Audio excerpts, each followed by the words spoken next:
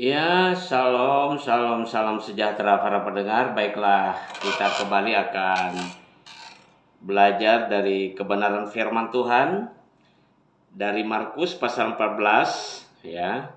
Ayat 32 sampai yang ke-42. Tadi sudah kita bacakan. Dan kali ini firman Tuhan yang sampai kepada kita adalah mengenai hidup yang berjaga-jaga. Ya, jadi judulnya hidup yang berjaga-jaga.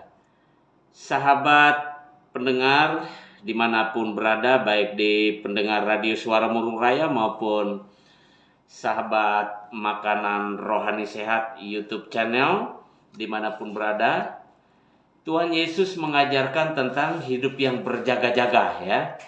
Tuhan Yesus mengajarkan kita tentang hidup yang berjaga-jaga. Bagaimana kita hidup berjaga-jaga. Cerita malam itu Tuhan Yesus bersama murid-muridnya ke taman yang namanya Taman Getsemani, dan disitulah terakhir kali Tuhan Yesus ada bersama murid-muridnya, karena beberapa jam kemudian Tuhan Yesus ditangkap dan selanjutnya kita tahu ya, dia diadili, dituduh yang macam-macam, kemudian dia dijatuhi hukuman mati dan disalibkan. Ya, tetapi sebelum itu terjadi, Tuhan Yesus kepada murid-muridnya menyampaikan beberapa hal tentang hidup yang berjaga-jaga. Sebenarnya apa yang Tuhan Yesus sampaikan waktu itu di Taman Getsemani juga adalah bagi kita saat ini juga. Ya, Tuhan Yesus selalu mau bahwa kita, umatnya, hidup dalam keadaan yang berjaga-jaga. Hidup yang berjaga-jaga itu seperti apa begitu ya? Mungkin ada beberapa di antara kita bertanya-tanya, hidup yang berjaga-jaga itu seperti apa? Yang pertama, hidup yang berjaga-jaga itu sebenarnya adalah hidup yang selalu ingat kepada Tuhan dan firman-Nya. Dalam keadaan apapun, dalam situasi apapun, dalam kondisi apapun kita mengingat Tuhan Yesus. Kita mengingat Dia sebagai Tuhan yang sanggup menolong kita dalam kondisi apapun, dalam setiap persoalan apapun. Ya, karena memang Tuhan mau kita selalu berharap dan bergantung kepadanya. Jadi hidup yang berjaga-jaga itu adalah di mana hidup kita selalu ingat kepada Tuhan dalam segala situasi dan keadaan hidup kita. Dan kita pun mengingat firman-Nya. Artinya kita ingat pribadi Tuhan Yesus itu sendiri, yang kita ketahui, yang kita kenal ya. Dari firman-Nya kita ketahui tentang pribadinya, dan Roh Kudus menjelaskan tentang pribadinya kepada setiap kita. Dan juga setiap firman yang disampaikan oleh Tuhan Yesus kepada kita, yaitu firman yang ada tertulis di dalam Alkitab, firman Logos, atau firman yang dijelaskan oleh Roh Kudus, yang diwahyukan kepada kita ya, yang dasarnya adalah dari firman Tuhan di Alkitab juga. Dan Roh Kudus menjelaskan itu sehingga itu sangat-sangat berkesan dalam hati, dalam jiwa kita. Itu yang namanya rema ya, firman rema. Jadi hidup yang berjaga-jaga itu adalah hidup yang selalu ingat kepada Tuhan Yesus, mengasihi Dia, menghormati Dia ya, mencari Dia, dan selalu ingat kepada firman-Nya, lalu melakukan firman-Nya. Artinya ingat kepada firman-Nya dan firman-Nya itu dilakukan. Ya. Sahabat, kita jangan sampai ya menjalani hidup yang hanya percaya kepada pribadi Tuhan. Kita percaya kepada pribadi Yesus ya. Kita percaya Yesus Tuhan, kita percaya Dia Maha Kuasa, kita percaya Dia Juru Selamat, Dia telah menebus kita. Kita percaya Dia adalah Tuhan yang mengampuni dosa-dosa kita, menyucikan, menguduskan hidup kita. Ya. Tetapi kita tidak percaya kepada firman-Nya, kita melupakan firman-Nya, dan kita tidak melakukan firman-Nya. Saudara, itu adalah hidup yang tidak berjaga-jaga namanya. Itu adalah hidup yang lalai, atau hidup yang mengeraskan hati, melawan dari setiap kebenaran firman Tuhan yang seharusnya dilakukan tapi tidak dilakukan. Itu namanya hidup yang lalai, hidup yang tidak berjaga-jaga. Dan itu berbahaya sekali. Karena Tuhan mengingatkan setiap kita supaya hidup berjaga-jaga. Itu adalah karena Tuhan tahu bahwa kondisi, situasi atau keadaan dunia ini selalu menjadi ancaman, ya, yang sangat berbahaya bagi kita. Bagi kita umat Tuhan, yaitu ancaman yang bisa membuat iman kita goyah, iman kita gugur, ya. Dan itu membuat kita tidak menikmati segala berkat Tuhan. Ya, itu membuat kita jatuh ke dalam yang namanya kutuk, bahkan kebinasaan. Ya, karena apa? Karena dunia ini sudah jatuh ke tangan si jahat. Ya.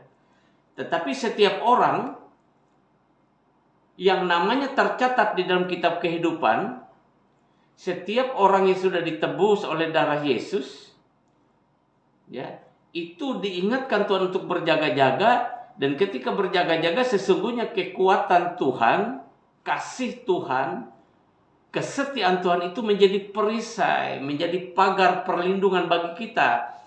Jadi meskipun dunia ini jatuh ke tangan si jahat atau ke tangan iblis, ya, tetapi umat Tuhan diberi kemampuan untuk berkemenangan, untuk hidup berkemenangan. Dan dengan itu Tuhan Yesus mengingatkan supaya umatnya berjaga-jaga. Jadi kembali ke awal tadi, yang pertama, hidup berjaga-jaga itu adalah hidup yang ingat kepada Tuhan Yesus dan firman-Nya. Ya. Yaitu suatu kehidupan yang selalu mencari Tuhan, dekat kepada Tuhan, berusaha untuk selalu dekat kepada Tuhan dan melakukan firman-Nya. Itu yang pertama. Yang kedua apa? Tuhan Yesus katakan, tidak sanggupkah engkau berjaga-jaga dengan aku 1 jam? Berjaga-jagalah dan berdoalah. Ya. Yang kedua, berjaga-jaga itu yaitu hidup yang berdoa, atau hidup yang berjaga-jaga itu adalah hidup yang berdoa. Berdoa di sini bisa, ya, dipahami atau dimengerti dengan berdoa masuk ke dalam kamar dan menutup pintu dan berdoa di dalam kamar. Berdoa juga, ya, adalah hati yang selalu nyambung kepada Tuhan, yang selalu ada seruan, yang hati yang selalu tertuju kepada Tuhan dimanapun kita berada, dalam situasi apapun, dalam kondisi apapun. Ya. Artinya roh kita itu berkomunikasi dengan Tuhan. Mungkin kita tidak mengucapkan kata-kata, tetapi hati kita berkomunikasi dengan Tuhan. Mungkin kita sedang sambil mengerjakan satu pekerjaan, ya. Ada satu kegiatan yang kita lakukan. Mungkin kita sedang nyetir, ya, nyetir. Atau kita sedang di atas sepeda motor, atau kita sedang di dalam pesawat, atau sedang di kantor, apapun sambil mengerjakan pekerjaan, hati kita masih tersambung atau terkoneksi, ya, dengan Tuhan oleh pertolongan Roh Kudus-Nya. Jadi ketika kita berada di situasi yang tidak baik sekalipun, ya, karena kita memiliki roh, ya, yang berjaga-jaga, yang berdoa, ya. Kita memiliki hidup yang kita latih untuk berdoa, ya. Kita mendapat kekuatan untuk menghadapi setiap kondisi, setiap persoalan, ya, setiap masalah dalam hidup ini.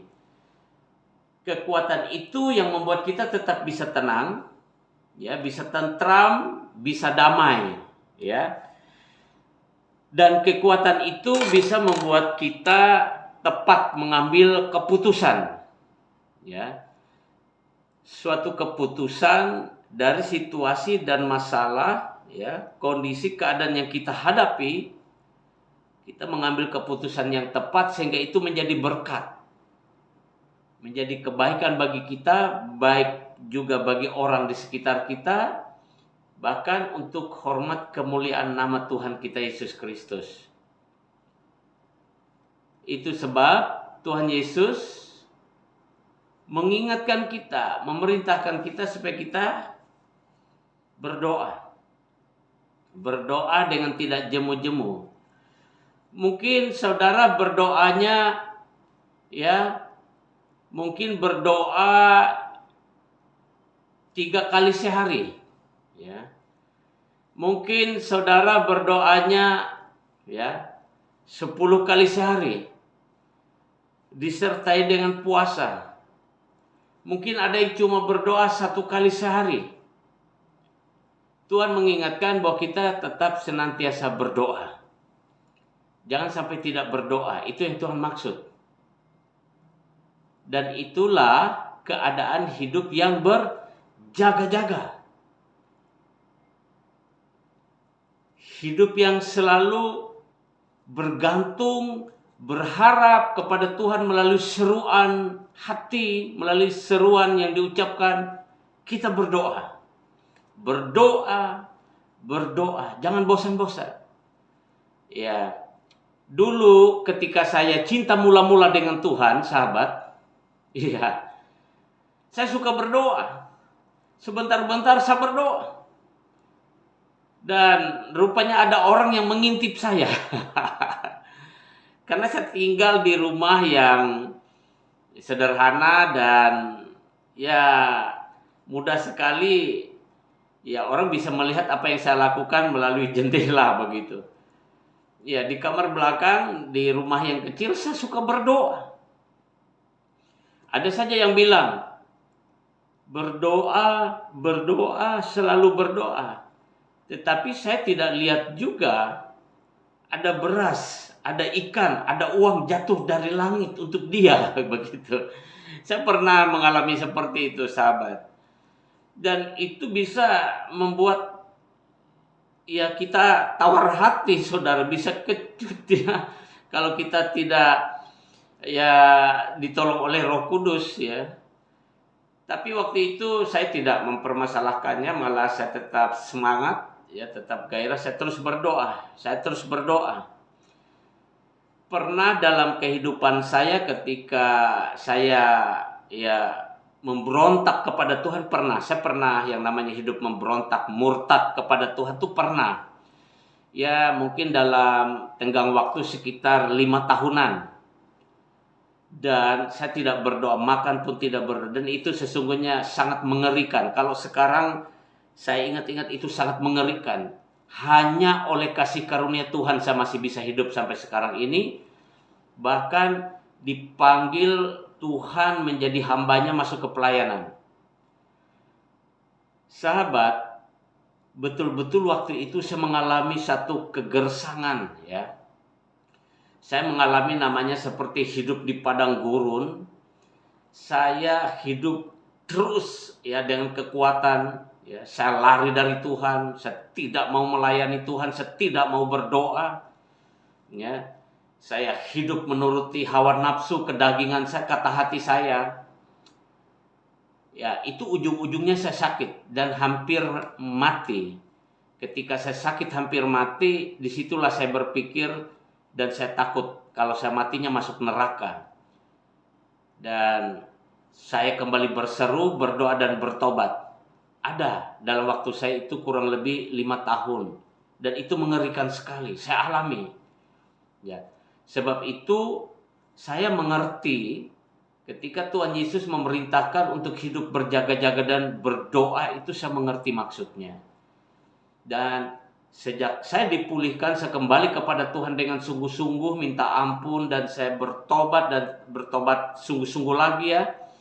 Artinya, ya, hidup, ya, sebelumnya memang bertobat begitu ya, kasih mula-mula, tapi jatuh lagi ke dalam dosa, murtad, memberontak, dan saya bangkit lagi, bertobat lagi, ya. Dan saya berdoa, dan saya terus berdoa. Tuhan sungguh luar biasa. Tuhan selalu menolong dalam setiap pergumulan. Bukan berarti orang berdoa lalu tidak ada pergumulan, sahabat. Bukan berarti orang yang berdoa itu selalu hidupnya nyaman, tenang, damai. Ya. Artinya begini yang saya maksud. Bukan berarti lalu tidak ada masalah. Bisa saja ada masalah. Bisa saja ada pergumulan, tantangan. Bisa saja hati ini tidak damai, gentar, takut, dan khawatir. Tapi semua itu tidak menguasai hidup kita. Tidak berkuasa atas kita. Karena ketika kita berdoa lagi, berseru lagi, pertolongan itu datang.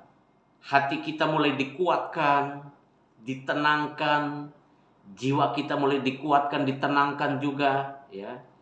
Tubuh kita ini, ya, fisik kita itu seperti ada satu kekuatan, aliran kekuatan dari Tuhan untuk menguatkan tubuh kita ini. Karena kita perlu juga tubuh yang sehat, ya, dalam hidup ini, menghadapi tantangan hidup ini. Jadi luar biasa. Hidup yang berjaga-jaga itu juga tidak merusak jiwa dengan cara hidup yang salah, ya. Tidak merusak roh, ya, yang sudah dibaharui oleh Tuhan dengan cara hidup yang salah. Dan tidak merusak tubuh ini dengan cara hidup yang salah, yang berdosa. Itu hidup yang berjaga-jaga. Haleluya, puji Tuhan.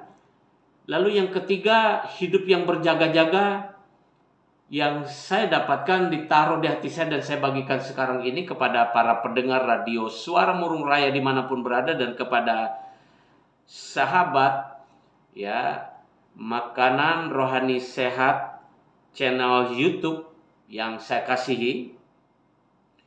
Yang ketiga, hidup berjaga-jaga itu adalah hidup yang melakukan kehendak Tuhan. Ya.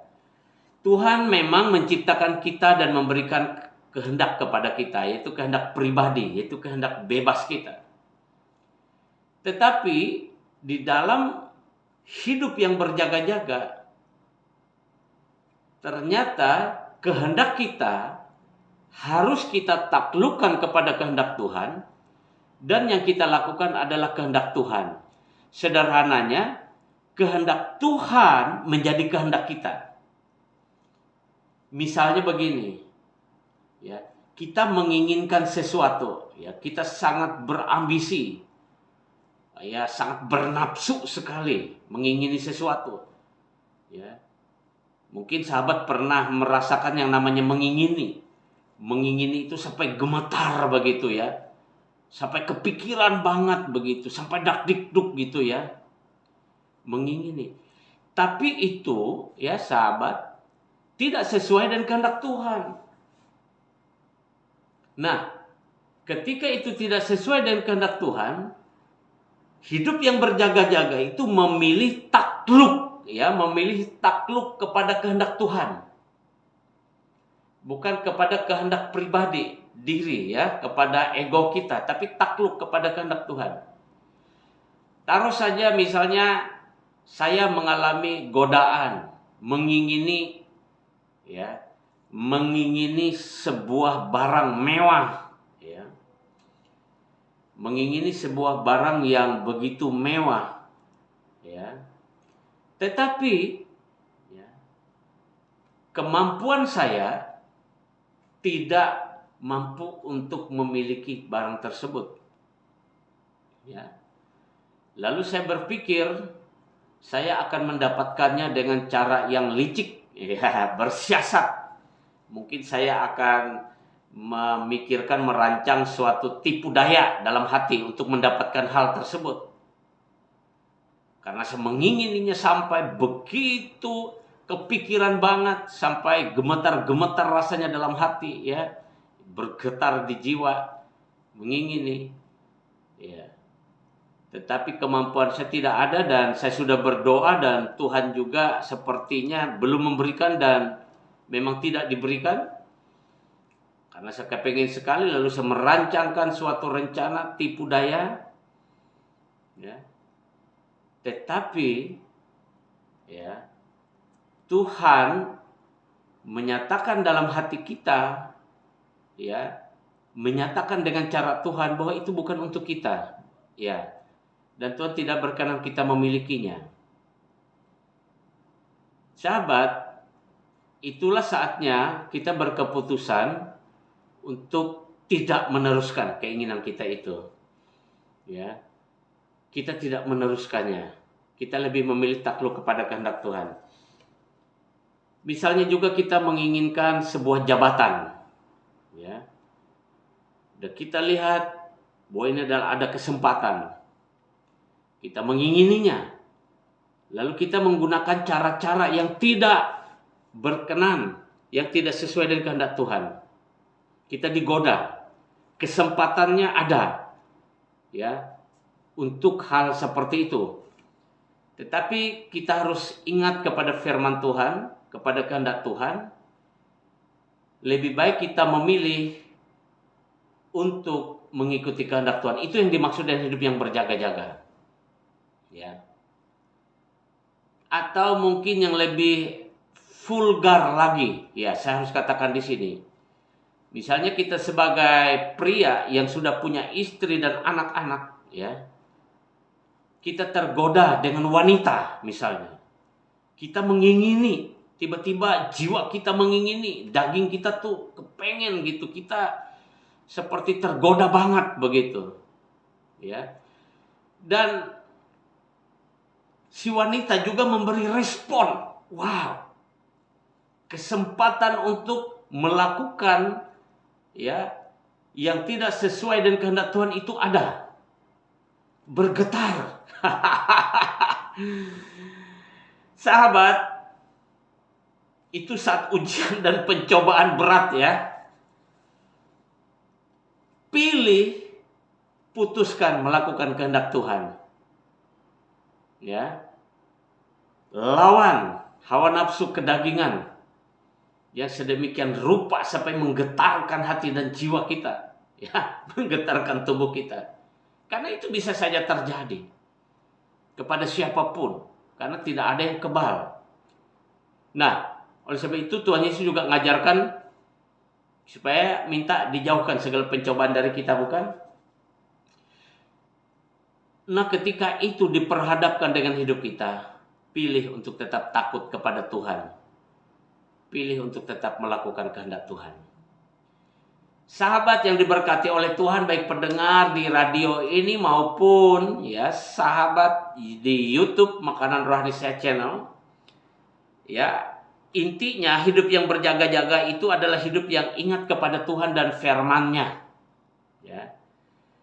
Kemudian yang kedua adalah hidup yang berdoa dan beribadah kepada Tuhan.